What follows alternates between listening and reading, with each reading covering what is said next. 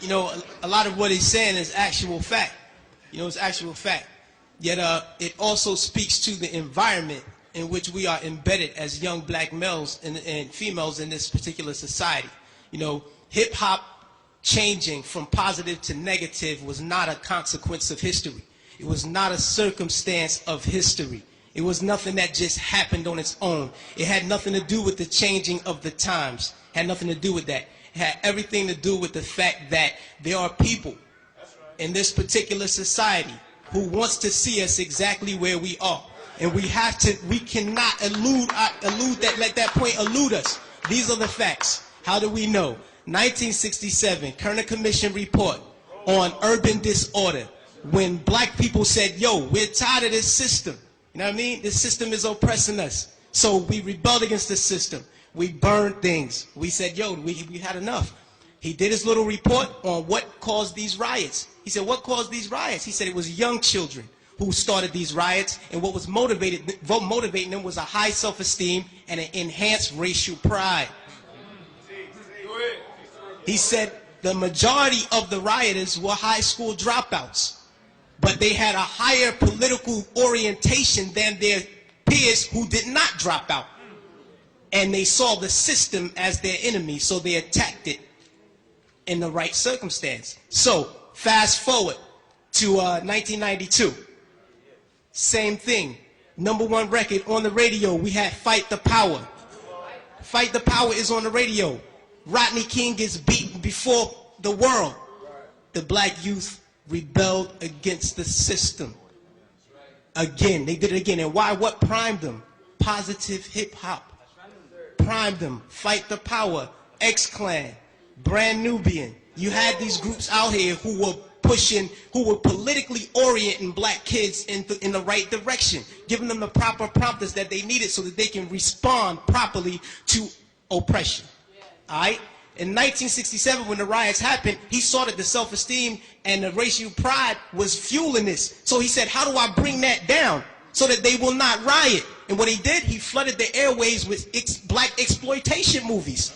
Nigga Charlie and the Return of Nigga Charlie. These were movies. Hip-hop didn't start calling people niggas. We had Shaft.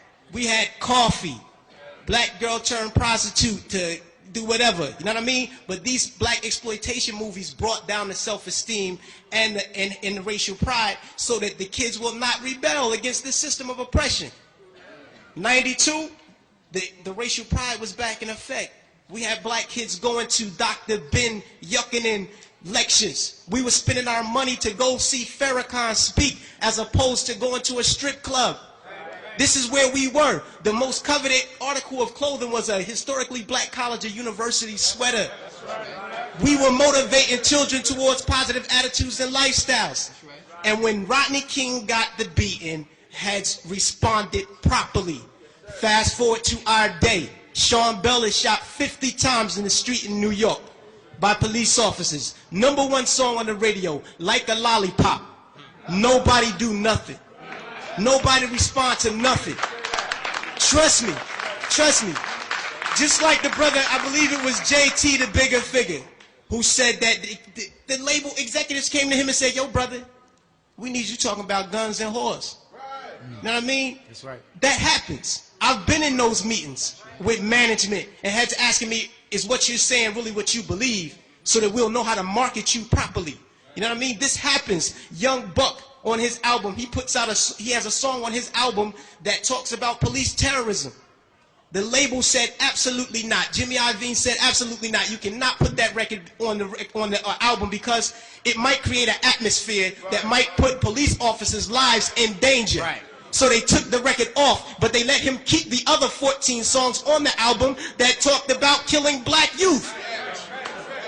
So this is what we're dealing with. We're not dealing with a circumstance or consequence of history. You know what I mean? The environment that we're embedded in puts us in a situation where we feel we have to maneuver and play the game and water our message down. You know what I mean? But no, what happened was they intentionally shifted the paradigm to get us exactly where we are right now. Right now, we're feeding the prison industrial complex right now. Our kids are going to prison because they're promoting these records. They're promoting these records daily that send us to jail. You know what I mean? It's cool to go to jail. You know what I mean? They glorifying these things. And it's not the black youth. We're in a position where we get, like the brother said, the choice. You know, he said, yo, I chose the positive. So I didn't do it. But every youth is not going to take that route. I know I come from the projects. Grew up in the projects all my life.